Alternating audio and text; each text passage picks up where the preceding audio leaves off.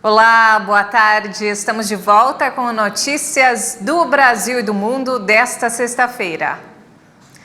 E eu começo essa edição com as manchetes dos sites dos principais jornais do país. A Folha de São Paulo, cidade de São Paulo registra 700 mil casos de Covid a mais do que o estado aponta para a capital. Discrepância entre dados da Prefeitura e da gestão estadual existe desde o primeiro ano da pandemia. Secretarias não explicam causas. E agora o Estadão.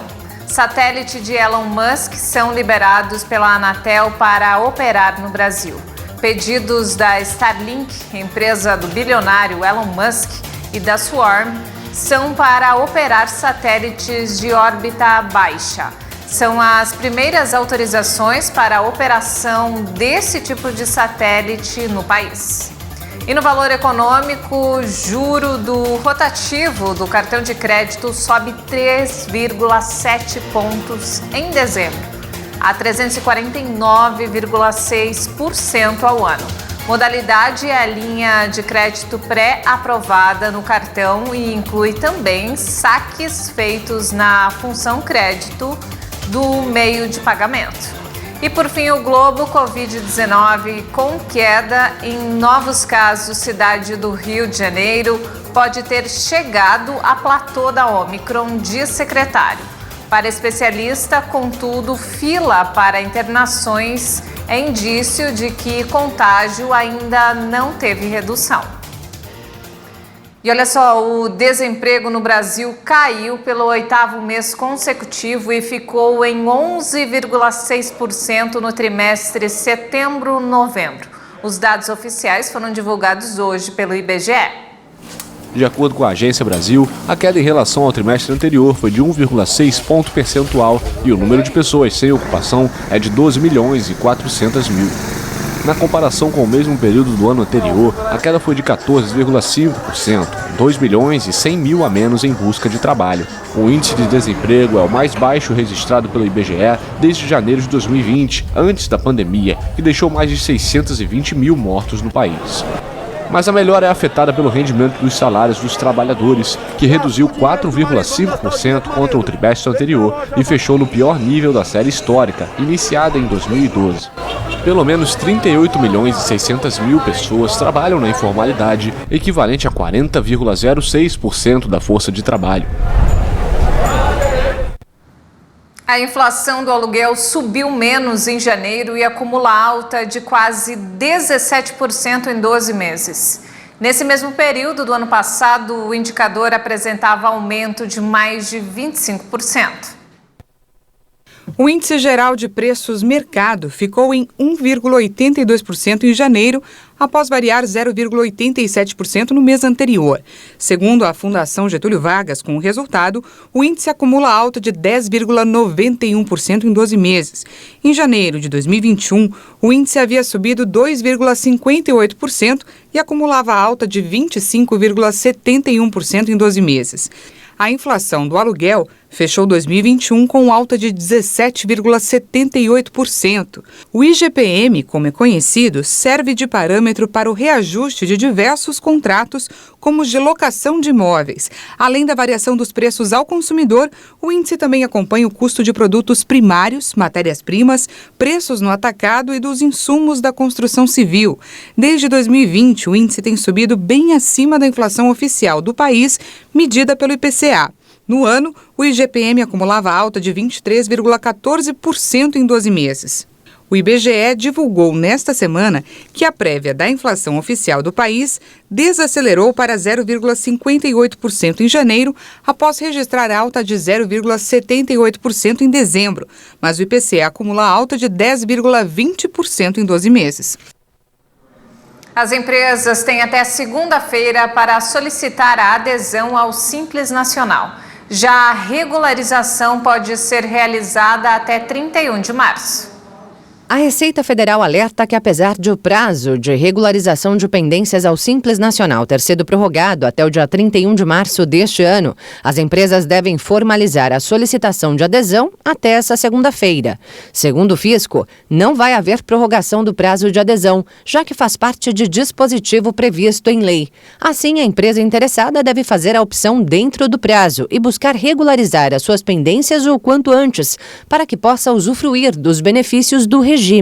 Para a regularização de pendências com o Fisco, não é necessário que o contribuinte se dirija a uma unidade da Receita Federal. Basta acessar este link do site da Receita Federal. Já para a regularização de pendências com os estados, Distrito Federal e municípios, o contribuinte deve se dirigir à administração tributária responsável.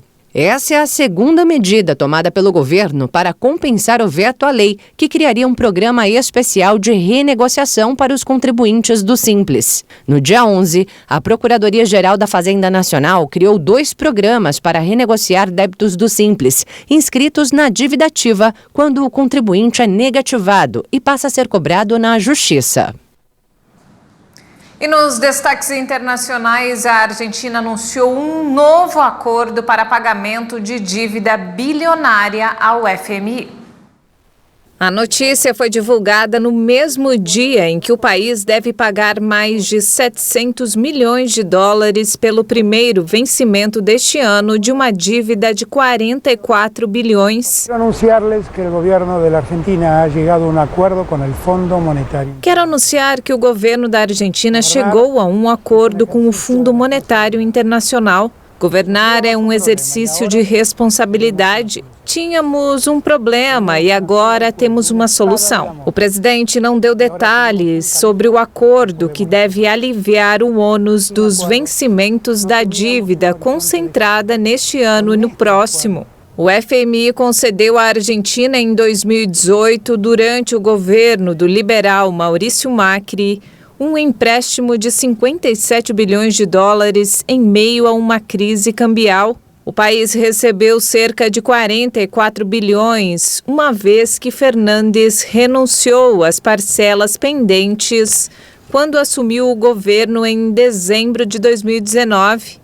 Em 2020, após reestruturar cerca de 66 bilhões de dólares em dívidas com credores privados internacionais, o governo iniciou negociações com o FMI para substituir o acordo por um pacto que estendesse os prazos de pagamento.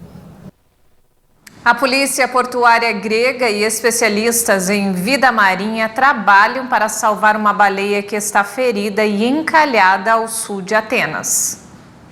O jovem cetáceo movia lentamente sua cauda na água perto da praia de Flisfos, no município portuário de Faleiro.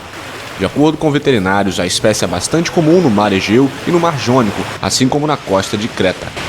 Especialistas tentam reconduzir o mamífero para longe da costa desde que detectou o animal na quinta-feira, a 15 quilômetros de distância.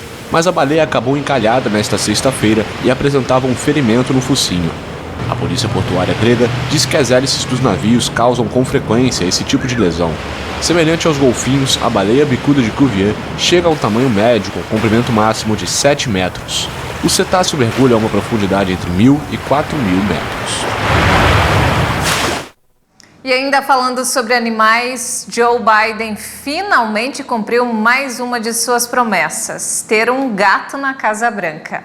A presença da nova moradora já havia sido anunciada pelo casal Joe e Jill, apaixonados por animais. A presença de uma nova moradora na Casa Branca pode trazer um pouco de leveza em meio a dias difíceis. Trata-se da gata Willow, que foi apresentada no Twitter pela primeira-dama Jill Biden. Ela e o presidente Joe Biden já haviam dito que levariam um felino para a residência oficial. A notícia leve é algo que a Casa Branca precisa em meio à tensão com a Rússia, a alta inflação e os casos de Covid. Willow tem algumas habilidades políticas sérias. Com 2 anos de idade, ela foi criada em uma fazenda na Pensilvânia, marco zero da eleição presidencial acirrada. O animal foi visto pela primeira vez em 2020, quando pulou no palco onde a futura primeira-dama estava em campanha. Michael La Rosa, secretário de imprensa de Jill, afirmou que o Willow está se instalando na Casa Branca com seus brinquedos favoritos, guloseimas e muito espaço para explorar. A gata se junta a 2 cães que já vivem no local. Que gracinha, hein? E não temos mais tempo, essa edição fica por aqui. Mais informações ao longo da nossa programação. Um ótimo fim de semana para você.